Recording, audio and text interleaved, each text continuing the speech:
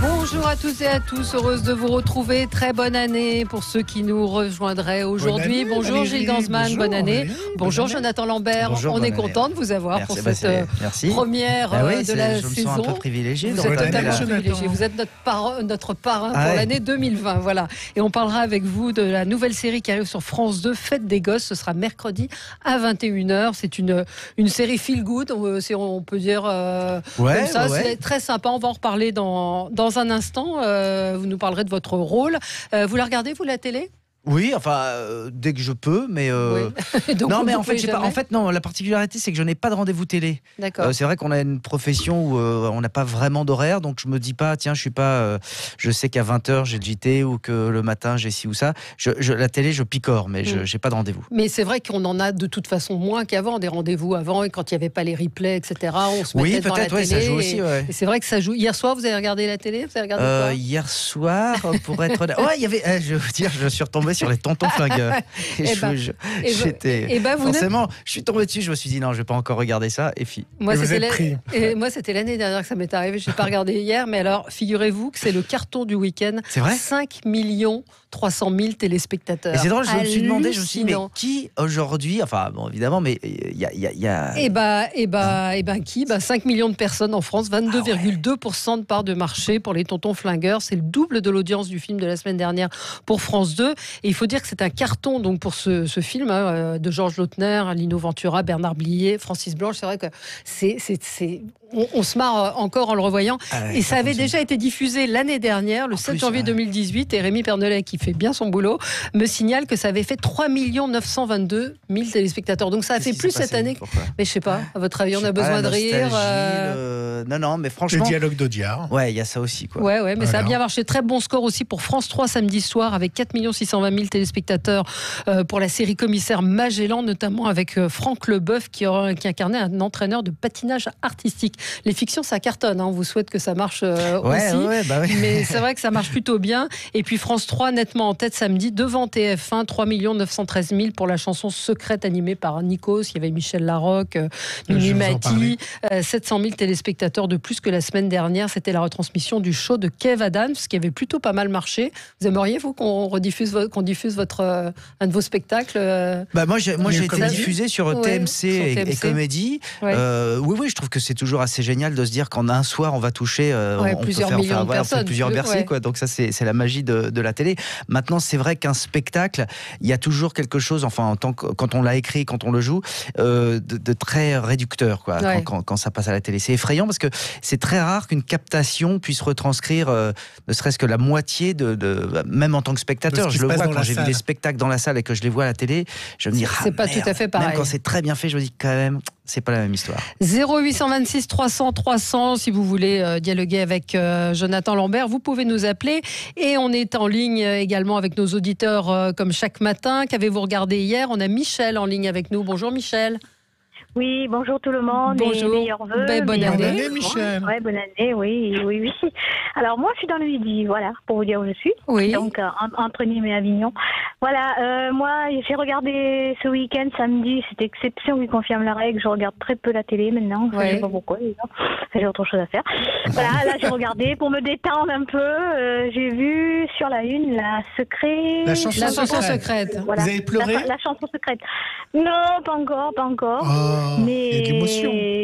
Un petit peu d'émotion, mais voilà quoi. Mais c'est pas mal. Ça vous a plu ? Ça m'a plu, oui. Je regarderai pas tous les samedis, mais je regarderai quand même. Bon. Mais c'est pas tous les samedis, donc ça tombe bien. C'est samedi prochain. Samedi prochain aussi ? Oui, madame. Bon, vous êtes au courant de tout, Gilles. Merci Michel de nous avoir appelé. Audrey est en ligne. Bonjour Audrey, vous êtes à l'antenne sur Sud Radio, on vous écoute. Bonjour, bonne année tout le monde. Bonne année. Alors moi, j'ai regardé avec mes enfants, on a regardé Boyarland. Ouais. Ça vous plaît ? Et on a adoré. Alors, je pense que France 2 doit être un petit peu déçu des scores et Olivier Mine, 2 101 000 téléspectateurs, tout juste 10% de part de marché. C'est pas mal. Ça a perdu 500 000 téléspectateurs par rapport à la première émission. Mais ça vous a plu ? Vous avez aimé ? Vous avez retrouvé l'ambiance un peu Fort Boyard ? Exactement, et puis c'est vrai que les enfants adorent Willy Reveillé. Alors, voilà. J'étais un peu déçue qu'il n'y ait pas d'épreuve gustative, on va dire, mais ils ont adoré. Ils ont adoré. Voilà, c'est vrai qu'il est très drôle. Antoine, donc c'est vrai que tout de suite, il y avait un petit show qui se faisait et on a vraiment passé une très très bonne soirée. Et puis les deux équipes qui s'affrontent, la mécanique marche bien. Oui, ça fonctionne plutôt pas mal. Merci Audrey. Vous avez participé vous à Fort Boyard ? Jamais. Jamais. Vous aimeriez ? Non, en fait, je vais vous dire, pour être très honnête, c'est de me retrouver en legging. Il y a un truc qui me voilà. C'est purement. Je vous assure que je pense que le frein il est là. Je pourrais pas m'empêcher de danser du coup, donc je raterai tout. Il y a une tenue quand même qui est voilà, pour moi c'est rédhibitoire. Alors vous disiez que vous n'aviez pas de. Pourtant je suis sportif, hein. C'est pas. Et les araignées, tout ça. Non, tout ça je m'en fous, ça me fait. C'est le legging. Peut-être que vous pourriez négocier un jogging. Peut-être ou un voilà, truc si je un peu négocie moins... un baggy, peut-être je le ferai. Bon, vous disiez que vous n'aviez pas de rendez-vous précis parce qu'évidemment vous avez un métier un petit peu compliqué. Qu'est-ce que vous regardez à la télé quand vous avez pas compliqué en termes d'horaire. Qu'est-ce que vous regardez à la télé? Non, mais encore une fois, en fait, il y a un moment où j'adore regarder la télé. Par exemple, en ce moment, je suis en tournée aussi avec la pièce Le Prénom. Donc, souvent, on rentre à l'hôtel. Donc, on se couche tard, on se lève tard, on traîne un peu. Et ça, c'est un moment très privilégié pour regarder la télé. Déjà parce qu'on est seul, donc il n'y a personne à côté de vous pour dire non, pas cette chaîne, machin ou quoi. On choisit. Parfois, on s'endort devant, ça c'est très agréable. Et puis voilà, donc on regarde tout et n'importe quoi. J'en déduis que c'est vous qui ne tenez pas la télécommande à la maison. Pas toujours. Pas toujours. Votre première fois à la télé, la première fois qu'on vous a vu, c'était avec Jean-Pierre Coff ou il y a eu encore avant? Si, c'était avec Jean-Pierre Coff.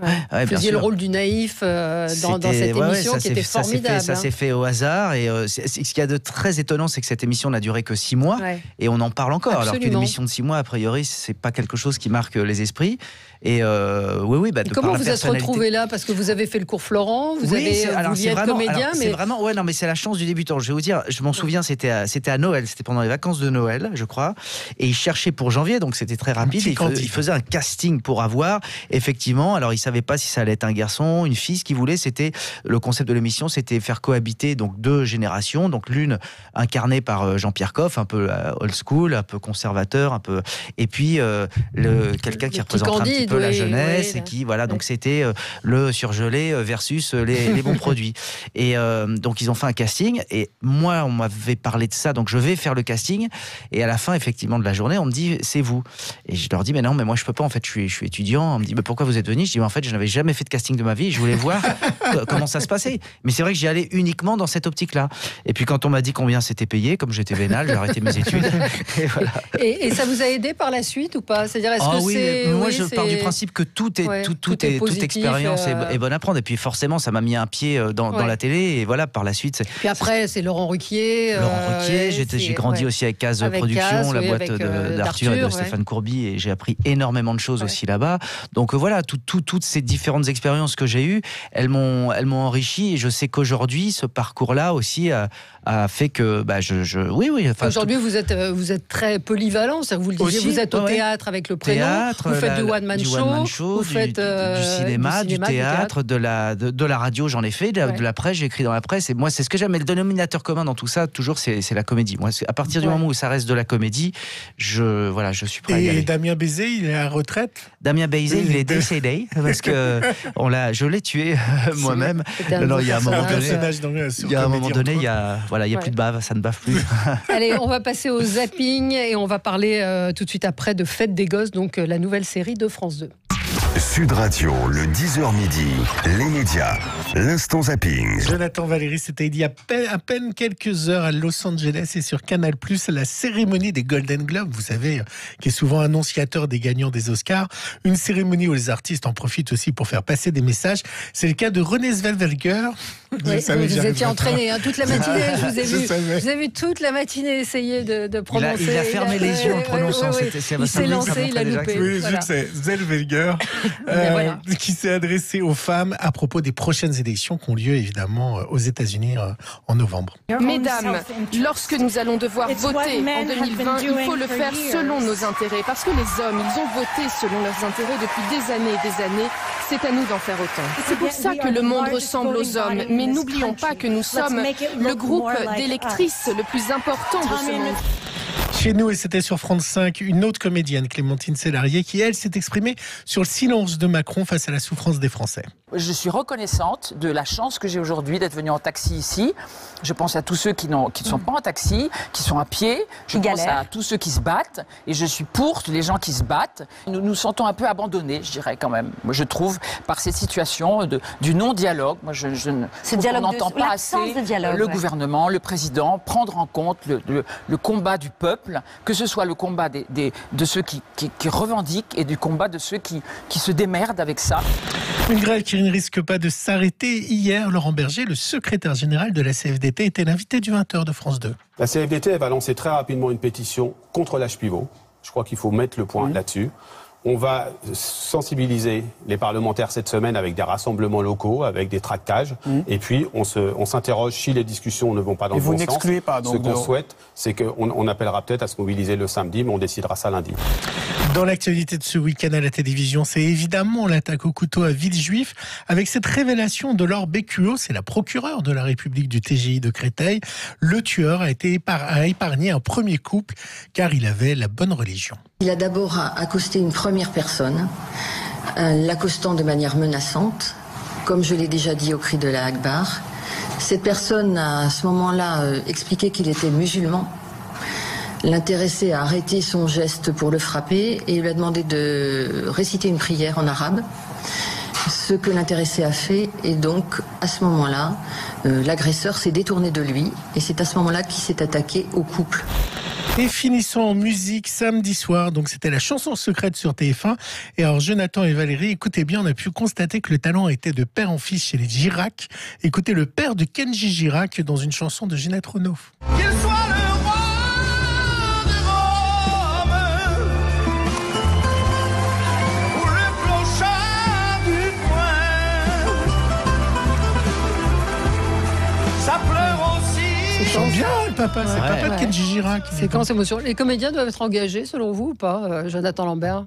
Ah bah ça c'est chacun trouve sa responsabilité. Moi je trouve ça formidable quand il y en a effectivement qui sont non seulement engagés, pas que derrière les micros, parce que voilà moi j'ai toujours, c'est vrai que j'ai jamais, je serais très gêné de dire des choses parce que faut. Non, mais c'est ça. Voilà, certains estiment que c'est pas le rôle des chanteurs, des comédiens de parler. Enfin, vous en tout cas. Non, moi je pense que chacun fait comme il veut. Et à partir du moment où c'est sincère, c'est très très louable. Hein. On va parler de la série Fête des Gosses, donc qui arrive sur France 2 mercredi soir. Alors Cantu nous dit très bonne idée la série Fête des Gosses. Fred Testo a du talent, sans oublier tous ses collègues. Effectivement, vous êtes tous assez formidables dans cette série. Alors oui, on parlera de prodige un jour, Cantu, ne vous inquiétez pas. Alors vous êtes il y a 3 familles. 3 familles qui vont être amenées à se rencontrer par leurs enfants. Donc ça, il y a un peu un côté fais pas ci, fais pas ça. Oui, très lointain, mais c'est produit par Éléphant, donc on va pas se mentir. Et puis si on peut connaître le même succès, j'en serais très heureux. Il y a rien d'honteux. Maintenant, c'est vrai que fais pas ci, fais pas ça, c'était il y a 10 ans, et j'imagine que le souhait et de la chaîne et des producteurs, c'était de renouveler, d'être plus actuel avec des sujets plus contemporains. Voilà, je pense qu'on est moins dans la comédie, on est dans de la comédie, mais ce qu'on appelle un peu la dramédie, et qui essaie aussi de prendre en main des sujets parfois très sociétaux. C'est quoi aujourd'hui d'être une maman qui a envie de bosser, qui n'a pas forcément envie d'un deuxième enfant parce qu'elle a l'impression de ne pas être une bonne maman? C'est quoi des familles recomposées, des gens qui viennent d'horizons différents, des parents qui ont la maladie d'Alzheimer. Voilà, c'est quoi aussi les orientations sexuelles des parents. Donc, tout ça, ce sont des sujets qui sont des sujets graves, mais traités avec légèreté. Avec légèreté. Et je pense que c'est en ça que la série est moderne. Et moi, ce qui m'a intéressé surtout, et je trouve qu'il faut les citer, les auteurs, c'est Diane Clavier et Samantha Mazeras. Il y a quelque chose de très très intelligent dans ce qu'elles ont fait, c'est qu'effectivement, ça navigue autour de tous ces sujets, et il y a les familles qui viennent d'ailleurs, il y a ce que je veux dire, c'est qu'ils ont mis plein de sujets sur la table, mais ça fait pas genre on a coché les cases pour montrer qu'on est moderne. Voilà, je trouve que tout ça, c'est un vrai. Voilà, il y a un lien. C'est pas genre. Souvent, vous savez, dans les séries, on se dit allez, tiens, on va mettre un personnage, on va mettre un homo, on va mettre un qui vient de ce qu'on appelle la minorité visible. Voilà, on essaie de cocher vraiment toutes les cases pour se dire voilà, c'est bien, on parle de tout. Et là, effectivement, c'est le cas, mais le talent a été de réunir tout ça sans que ce soit forcé. Alors vous, votre rôle, vous avez une fille qui est avec vous de temps en temps, puisque vous êtes un papa divorcé. Vous êtes un papa divorcé. Et alors, ce qui est très drôle dans la série, c'est que votre fille est beaucoup plus mature que son père et que vous. Complètement. Je crois qu'il y en a beaucoup. C'est la réalité dans la vie Non, je crois pas que ce soit la réalité. Enfin, ça, faudra demander à mes enfants plus tard. Mais oui, ça me fait marrer. Il y a de temps en temps, effectivement, aujourd'hui, on est tellement sur nos enfants. On nous a tellement. Moi, il y a un truc qui m'angoisse aujourd'hui, c'est qu'on est quand même dans une société de la peur, quoi. C'est-à-dire qu'on ne communique que c'est sur l'angoisse et la peur. Les pubs aujourd'hui, c'est si t'as pas cette voiture, t'as raté ta vie. Si tu fais pas ça, c'est dangereux. Attention, tu vas te faire cambrioler. Faut manger comme ça parce que sinon tu vas tomber malade. Donc il y a quand même ce truc. Et je pense que notre génération qui a grandi avec ça depuis quelques années, c'est ce qu'elle peut-être inculque inconsciemment aux enfants. Et ça va être très très angoissant. Je me souviens effectivement quand je partais en voyage avec mes parents, il n'y avait pas de ceinture à l'arrière. Ma tante elle clopait. Il y avait un berger allemand. La France de Michel Sardou, c'est ça? Non, mais ce que je veux dire, c'est que voilà, en tous les cas, il y a, me semble-t-il, aujourd'hui, une génération qui va venir, qui va dire à toute notre génération, enfin ma génération, dire mais respirez un peu, calmez-vous. Et effectivement, ce personnage, il est comme ça, il est très angoissé, donc très anxiogène. Qu'est-ce qui fait que vous acceptez un rôle plutôt qu'un autre? Celui-ci vous a plu, pourquoi par le scénario, justement, par... Il y avait plein de choses. Évidemment, le scénario. Fred Testo, c'est un ami, mais Amel Chabi, Constance Dolé, Lindan Pham, Maurice Chaoucheng, Philippe Lefebvre, François Vincentelli, Eva Darlan. J'en oublie certainement. Et en plus, c'est intéressant aussi parce que ce sont des comédiens qui viennent d'univers très différents. Voilà, Constance Dolé, plutôt le théâtre, elle a eu un Molière cette année, c'est une formidable actrice. Lindan Pham aussi, on la voit beaucoup dans des films d'auteurs. Fred Testo, c'est un ami. François Vincentelli aussi, on le voit beaucoup au théâtre. Philippe Lefebvre qui a réalisé, ça c'est un coup de maître parce qu'il joue et il est formidable aussi, il a réalisé. Et là je dois dire qu'il y avait une concordance, c'était un peu l'alignement des planètes, un bon producteur, quelque chose de bien écrit, scénario qui vous plaisait. Donc c'est. Et puis c'est intéressant d'aller sur un truc qui se veut effectivement populaire dans le bon sens du terme, c'est-à-dire effectivement, moi j'aime beaucoup cet exercice en télé, je viens de la télé, donc j'adore l'idée de faire ce qu'on appelle un produit, il n'y a rien d'honteux, et un bon produit, de pas se foutre de la gueule. Et jouer avec des enfants, c'est comment?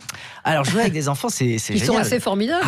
C'est incroyable parce qu'ils sont il y a une technique. Certains sont dans des écoles, donc ils ont embrassé ça depuis leur plus jeune âge et ils sont dans des écoles spécialisées où ils ont à la fois des cours dits classiques et de la comédie tous les jours. Ils savent chanter, danser, machin.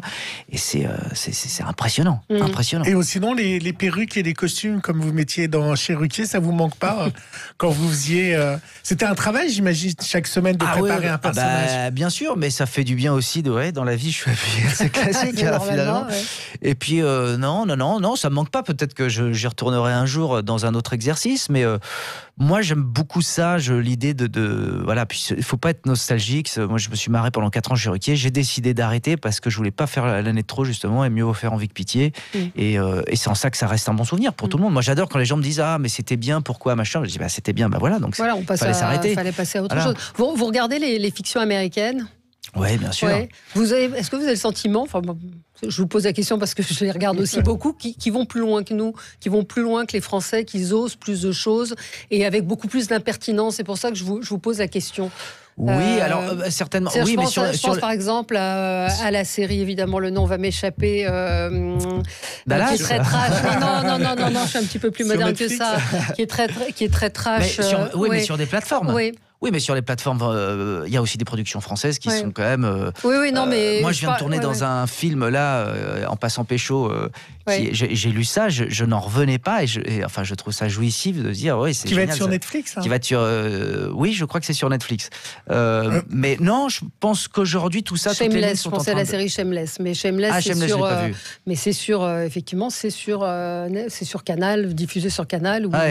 Donc voilà. Non, je pense quand même qu'aujourd'hui les lignes sont. Et moi surtout, je vais vous dire, en télé parfois c'est beaucoup plus couillu qu'au cinéma. La comédie en télé, il y a des choses qui sont parfois beaucoup plus intéressantes, même dans des unitaires, que certains films qui sont quand même très très très tiède pour le coup, parce que justement, comme de toute façon on sait que la télé, dès lors qu'on veut un film un peu ce qu'on appelle financé par les hertziennes, passe en prime et tout, se retrouve encore plus compressé qu'une création télé. Mais vous, par exemple, Laurent Ruquier, relisait vos textes ou pas quand vous passiez non, parce que je vais même vous dire, on finissait de les écrire, l'émission avait déjà commencé. Donc on lui glissait une feuille au bout d'une heure d'émission, et c'est en ça qu'il est extraordinaire, parce que ça participait aussi à la surprise et à la magie du truc, c'est qu'il découvrait ce qui allait se passer.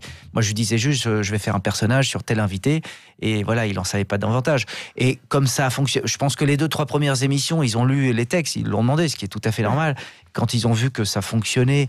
Et puis moi, j'ai jamais été... C'est-à-dire que mes personnages pouvaient aller loin, mais sur eux-mêmes. C'était des losers magnifiques, ils étaient burlesques, ce qu'on veut, mais c'était toujours très respectueux de vis-à-vis de l'invité, donc il n'y a jamais eu de problème avec ça. Odin nous dit, j'ai adoré ton rôle dans le film de Camini, Bienvenue à Marly-Gaumont. Ah oui, voilà. Oui, voilà. J'étais un maire un peu FN, je ne sais pas comment le prendre. Et alors, au générique, j'ai vu votre nom, R. Jonathan Lambert. Oui, parce que mon prénom, c'est Rodolphe Jonathan. Absolument. Ouais, mon vrai prénom, c'est Rodolphe. Mais tout le monde vous connaît sous le nom de Jonathan. Sous le nom de Jonathan, ouais. Et alors, pourquoi avoir remis ce R ou vous l'avoir mis Parce que, en fait, c'est le prénom de mon père. Il m'a appelé Rodolphe Jonathan. Et puis, voilà, avec le temps. Voilà, vous avez eu envie de remettre. Voilà. Non, je me suis posé la question. J'ai vu R. Jonathan. Donc, je me pose la question. En tout cas, on sent que vous avez eu du plaisir. Enfin, si on m'appelle que Jonathan, je me retourne dans la rue. Oui, quand même. Il n'y a pas de problème. Mais on vous appelle comment dans la vie, Jonathan ou Rodolphe? Moi, j'aime bien Monsieur Lambert. Ah, Monsieur Lambert, très bien. Comme le personnage de Sampé. Voilà, exactement. Il y en a peu qui le connaissent, celui-là. Oui, on le connaît un petit peu. En tout cas, oui, on sent que vous avez eu du plaisir à jouer ce rôle. En tout cas, c'est assez... Moi, j'ai dit que c'est une série feel good, alors qu'effectivement, il y a des sujets il y a des moments, et puis vous allez voir, parce que vous avez vu les 2 premiers épisodes, mais par la suite, il y a des moments d'émotion. Alors, c'est un peu con de dire ça, mais il y a notamment des moments avec Eva Darlan qui sont... Je mesure, c'est bouleversant. C'est vraiment très étonnant dans la série. Elle est incroyable dedans. Et ça, c'est très très fort aussi de la part de Philippe Lefebvre dans le scénar. C'est qu'il y a des moments où c'est très drôle et les moments où ça devient émouvant, on ne veut pas non plus que ça tombe dans le gnangnan. Elle arrive à jouer de la gravité avec de la légèreté. Voilà. Et ce sera à découvrir mercredi à 21h05 sur France 2, Fête des Gosses. Les 2 premiers épisodes. Les 2 premiers épisodes avec Fred Testo, Amel Chabi, Lindan C'est la semaine Fred Testo. Maurice Chang. Parce qu'il est ce soir sur TF1. Absolument. Réalisé par Philippe Lefebvre et produit par Elephant Story. Merci à vous, Jonathan. Merci beaucoup. Lambert d'être venu ce matin nous voir. Bonne année à vous. Dans un instant, Rémi Pernelet pour un petit tour d'horizon de ski, des petites news télé, et puis Marie Cabrette, avec elle on parlera des commémorations de l'anniversaire du 7 janvier 2015. C'était il y a tout juste 5 ans. Où en est l'esprit Charlie? À tout de suite.